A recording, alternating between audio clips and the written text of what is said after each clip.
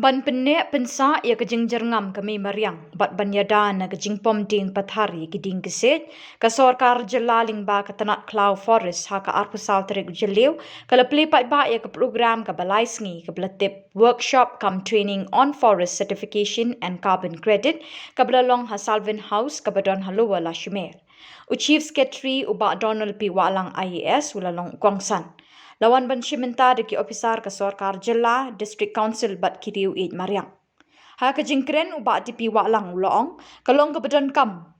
Ban long ki patingkai bat ban yada ya kami mariang la kalong ha ka jaka shimet ni ka jaka sorkar.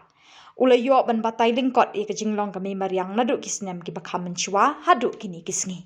And through clam projects, these farmers, the stakeholders, the last mile, the communities will get this direct benefit. We are talking about, we have only done about 6,000 hectares and more than 3,000 forests, and we have tied up with Rabobank. But there's a caveat over here. I was talking to them in the meeting also. It's not a simple exercise. It's very complicated. In fact, one of the key speakers, the resource person, was mentioning about the various layers of certification and acceptance and approvals and all that. I'm afraid it may not be as simple as just claiming this money. In fact, it may take a little time. I don't know whether Gudanka, who's involved in this process, has gone through this process properly and conducted proper due diligence or not, but he should be present in this workshop to ensure that these farmers who have taken the efforts for 3,000 additional forests and 6,000 hectares get the benefit. That is very, very important. And then we have this payment for ecosystem also in one of the externally aided projects, which is an initiative again of the state government in which the people who are involving in afforestation activities are paid a certain amount of money so that they feel encouraged and feel empowered that the government is taking care of them. So these are the various steps that is being taken by the state government, and I'm sure that all those who are still not initiated into this process, in the next 2 days, you are very lucky because this is the in thing.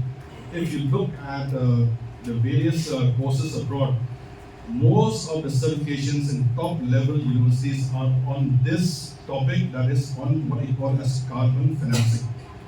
There's nobody who's an expert here in Shillong on carbon financing.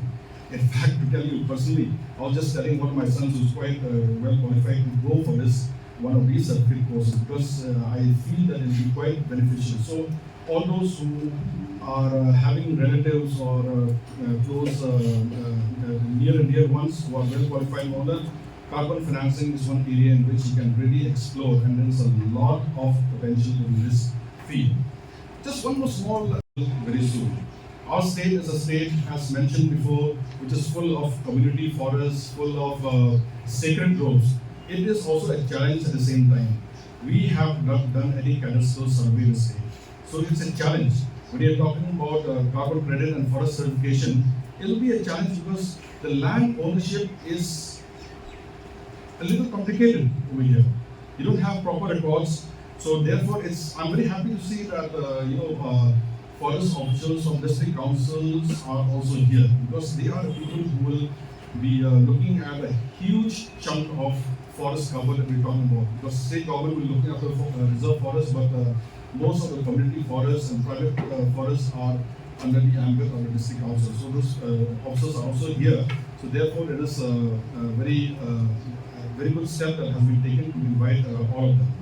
So coming back to international commitment made by the government of India, in the state, apart from the secretariat that we're talking about, we are talking about the various EAPs, the externally aided projects in which we have made commitment towards forest certification and carbon credit.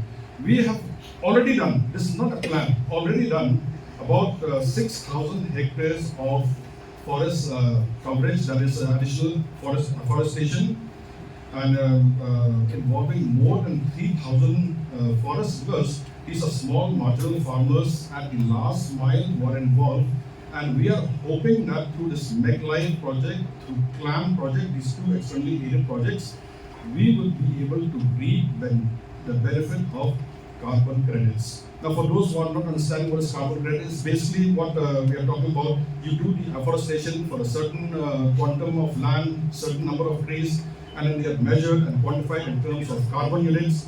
And I think so the price of one carbon unit today is about 16 rupees, 15 rupees, something like that. And it had peaked about 10 months back to about 67 rupees per unit. So instead of cutting the trees and selling it in the market, it's better to plant the trees and get money through carbon credits. That is the whole game, in fact. Plant more trees, get more money. And who's paying for this? Agencies from abroad, big companies from abroad who have been indulging in all these pollution activities. It's a very, very simple math. It's a give and take, polluter pays principle. You can say that as simple as that. So we are hoping Khasinews Hills, one community forest owned by Anmokma in the Garo Hills, one sacred grove or community reserve notified under the Wildlife Protection Act. The point is that every kind of ownership, every kind of management has been taken into account, so that despite the multiple ownership patterns in the state, certification can proceed in a homogeneous way and integrate the state with the national and international standards. On this occasion, I would like to thank my predecessor. I'm personally proud, and I think the proudest moment of my entire 35 years in the Indian Forest Service. I would like to thank the Ministry of Environment and Forests